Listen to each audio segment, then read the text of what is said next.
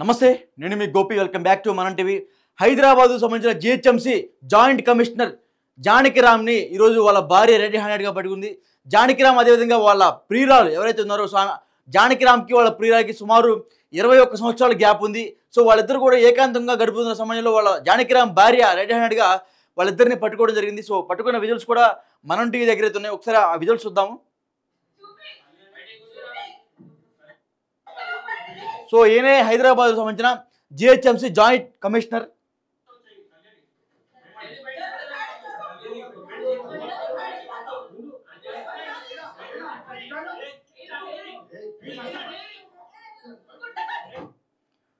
So చూసుకోవచ్చు, అతనికైతే అక్కడ ఎవరైతే కళ్యాణి అంటే వాళ్ళ వైఫ్ వాళ్ళ బంధువులందరూ కూడా కలిసి అతనికైతే దేహశుద్ధి అయితే చేస్తున్నారు. సో చూడండి ఒకసారి విజువల్స్ మొత్తం.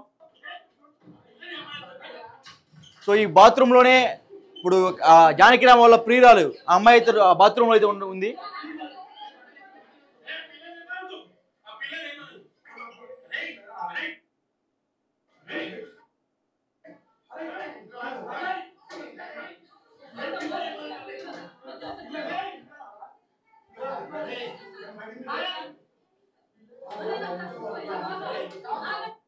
సో వాళ్ళ బంధువులందరూ కూడా కలిసి అతనికైతే దేహశుద్ధి అయితే చేస్తున్నారు. సో వాళ్ళ కొడుకు కూడా సుమారు 23 సంవత్సరాల వయసు అంతా వాళ్ళ కొడుకు కూడా.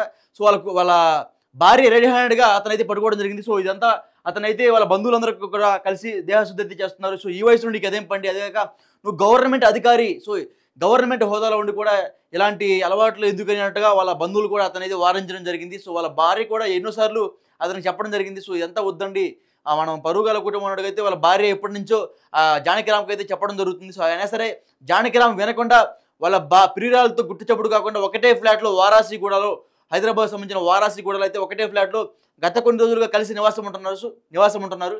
సో ఒక్కసారిగా వాళ్ళ భార్యకి ఆ అడ్రస్ తెలిసి వెంటనే ఆ ఫ్లాట్కి వెళ్ళి వాళ్ళైతే రెడ్ హ్యాండెడ్గా పట్టుకొని పోలీసులకి అయితే అప్పగించడం జరిగింది. సో ఈ అమ్మాయి లోపల కనబడుతుంది కదా బాత్రూంలో. సో ఈ బాత్రూంలో దాక్కుంటే జానకిరామ్ వాళ్ళ వైఫ్ అదేవిధంగా వాళ్ళ బంధువులు అందరూ కూడా కలిసి వెళ్ళి ఆ అమ్మాయి కూడా దేహశుద్ధి అయితే చేయడం జరుగుతుంది. సో ఈ వీడియోస్ మొత్తం కూడా కేవలం మీకు బయట జరుగుతున్న ఈ వార్తలు కూడా మీకు చూపిస్తామనే ఒక చిన్న సందేశంతో ఇవన్నీ చూపిస్తున్నాం. మిమ్మల్ని మనం టీవీ ఉద్దేశం అయితే కాదు, మిమ్మల్ని కలవరపరచడానికి. సో ఒకసారి చూసుకోవచ్చు, ఇదంతా కూడా ఈరోజు ఉదయం జరిగింది.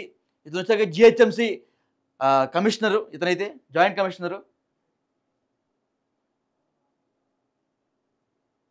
సో బంధువులు కూడా చాలాసార్లు అయితే అతన్ని వారించారు. అయినా సరే ఈ జానకిరామ్ అయితే మాత్రం వినట్లేదు. వాళ్ళ భార్య కూడా ఎన్నోసార్లు మొరబెట్టుకుందంట. సో అయినా సరే జానకిరామ్ వినకుండా అక్రమ సంబంధం పెట్టుకుని ఒక మహిళతో గత కొన్ని నెలలుగా ఒక వారాసిగూడలో ఒక ఫ్లాట్లో నివాసం ఉంటున్నారు. సో రెడ్ హ్యాండెడ్గా వాళ్ళ భార్య అయితే వాళ్ళనైతే పట్టుకోవడం జరిగింది. ఇవన్నీ కూడా నిన్న జరిగిన సంఘటనలు.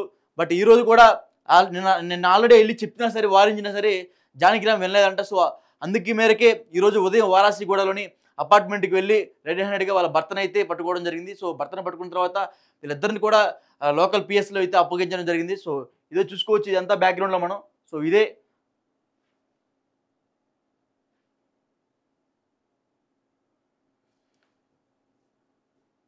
మనకు లోపల కనబడుతుంది కదా. సో ఈ వాష్రూమ్లో ఉన్నారు అమ్మాయి.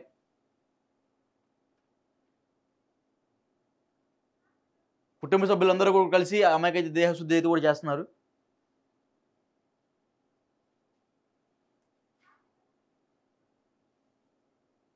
సో ఈమె పేరు కళ్యాణి.